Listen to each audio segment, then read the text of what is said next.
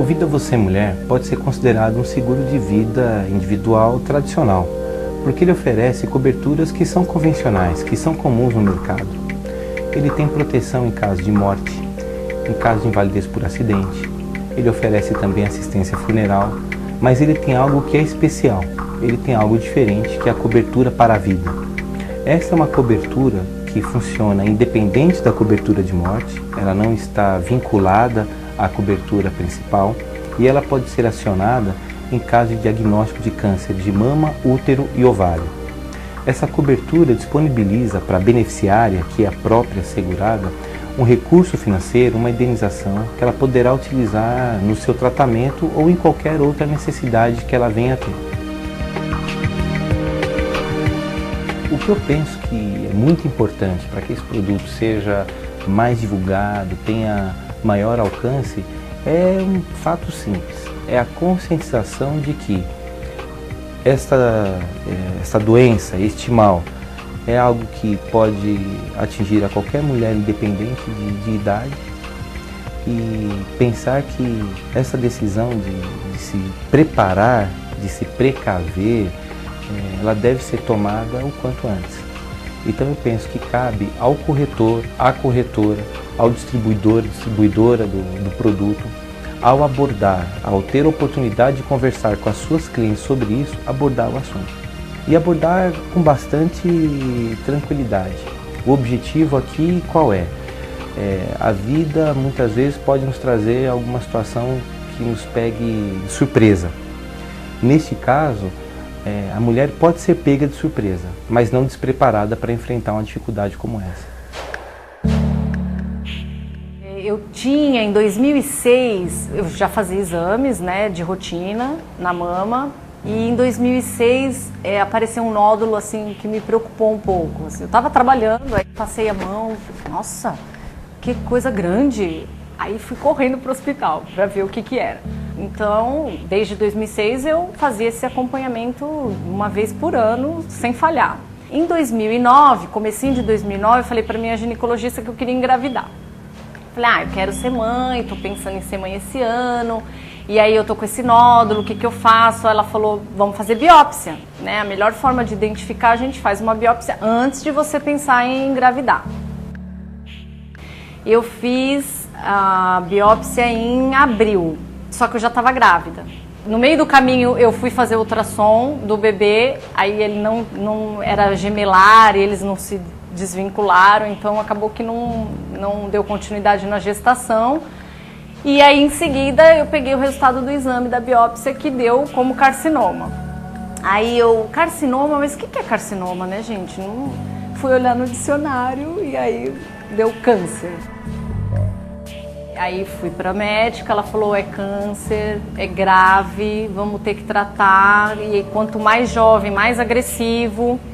Aí você vai ter que fazer cirurgia, quimioterapia, radioterapia, e você tem que, se você quer engravidar, você tem que pensar em congelar óvulos, porque os estudos eles dizem que não é garantido, depois de um tratamento de quimioterapia, se você vai poder ser mãe ou não. Aí eu fiquei em pânico, né?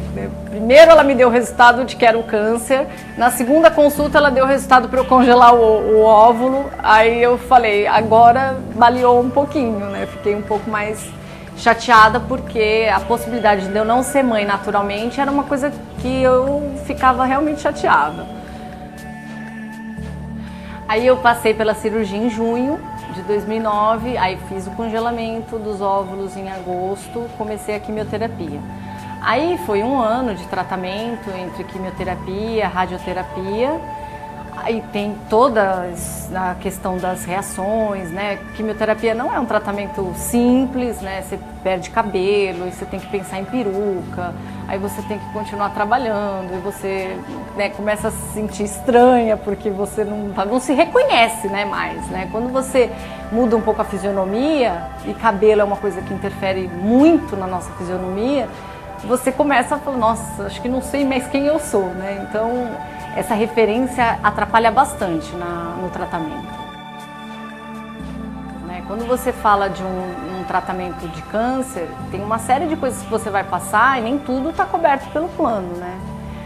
mas eu na hora já tinha lembrado que eu tinha feito um seguro, né, de vida que garantia essa cobertura em caso de diagnóstico de câncer.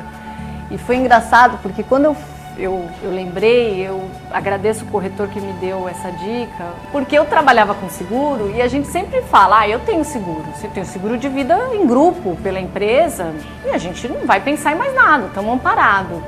E aí o corretor, quando eu fui visitá-lo, ele falou, Dri, mas seguro de vida em grupo não atende todas as coberturas, você vai ficar limitado. E em caso de mulher, é importante ampliar essa cobertura, você tem que fazer uma cobertura que garanta o diagnóstico de câncer. E aí eu, além do seguro de vida em grupo, eu também fiz o seguro de vida mulher.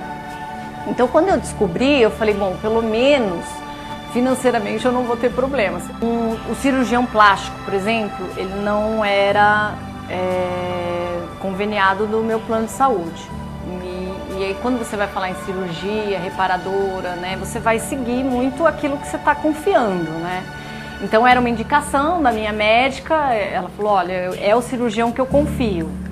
Se eu não tivesse tido seguro, eu ia falar, então, mas eu tenho que ir atrás de um cirurgião que está no meu plano, porque eu não ia ter como desembolsar um cirurgião plástico. Mas na hora ela falou, é esse que eu confio. É esse? Então tudo bem, vamos nesse, eu quero com ele. Por conta de ter o seguro. Então, toda essa tranquilidade de você não ter que ficar pensando, mas eu não posso esse cirurgião, tenho que ver um outro, mas eu não tenho um outro. Tudo isso você fica inseguro, fica mais frágil. Então, eu acho que o seguro, além de te dar, né, aquele acalento, né, de, olha, pelo menos a parte financeira você não tem que se preocupar, ele ainda te dá a possibilidade de você fazer alguma coisa que você tem vontade. Eu lembro que a minha irmã, na época que eu tive o diagnóstico, ela falou, você teve essa notícia, mas você tem uma outra muito boa, que é você fez um seguro que vai te dar um dinheiro. Pega esse dinheiro e faz o que você tem vontade. Tenta resgatar seus sonhos, o que você tem muita vontade de fazer, que você deixou de fazer durante esse tempo. E vai fazer. É uma viagem para a Grécia? É o Jeep que você quer comprar? Não sei, mas usa isso a seu favor para você começar a sentir gosto das coisas de novo.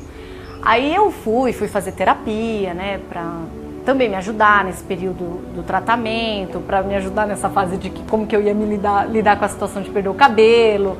Então eu fui fazer a terapia, fui fazer a viagem, fui comprar o Jeep, eu fui fazer um monte de coisa e ainda pude pagar alguns exames que não estavam cobertos, pude pagar o cirurgião, pude pagar a peruca.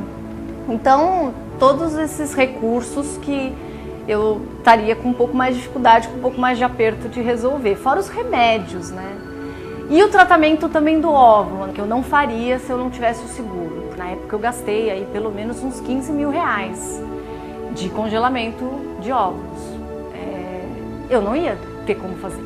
Eu ia ter que ficar contando com a fé de que eu ia ser mãe, mas imagina, né, a quantidade de preocupação que você fica, porque você tem uma história da médica dizendo, pode ser que você não consiga ser mãe.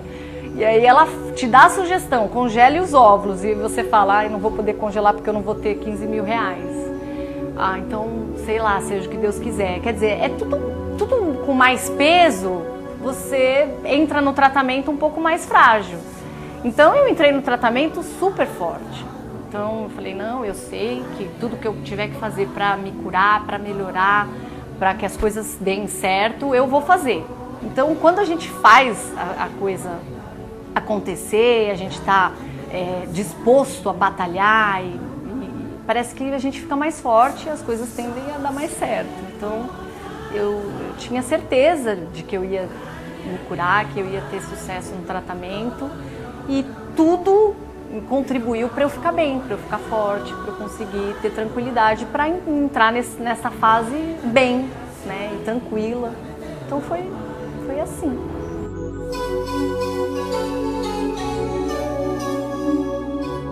E aí aconteceu também antes da hora. A gente estava pensando para o segundo semestre, mas em fevereiro eu descobri que estava grávida. E aí foi uma surpresa, assim, super boa, gente. Nossa, que rápido! Ela falou em dezembro, a gente já engravidou em fevereiro. E agora o apartamento não saiu.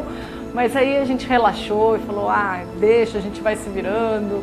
da forma que dá e vamos curtir, porque é uma bênção, depois de um tratamento, de tudo que a gente passou, poder ter o neném ainda de forma natural, assim, os óvulos ficaram lá congelados e a gente deixou pra lá porque engravidamos naturalmente.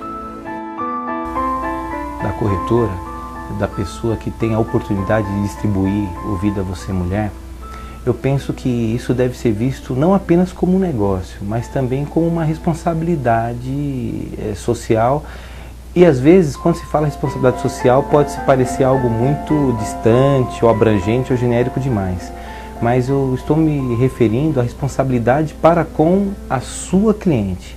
Você ter possibilidade de ofertar a ela uma proteção que talvez ela desconheça, algo que talvez ela não saiba que existe, mas você ter a oportunidade de ofertar isso a ela, de garantir que ela tenha proteção no momento de crise, no momento crítico, como os momentos provocados em caso de diagnóstico de câncer. E deixar de fazer isso, eu entendo que isso de certa forma é uma omissão. E penso que a oferta, a conscientização, o movimento de levar essa cultura é uma responsabilidade do corretor e da corretora de seguros. It's the end of the world as we know it. It's the end of the world as we know it. It's the end of the world as we know it.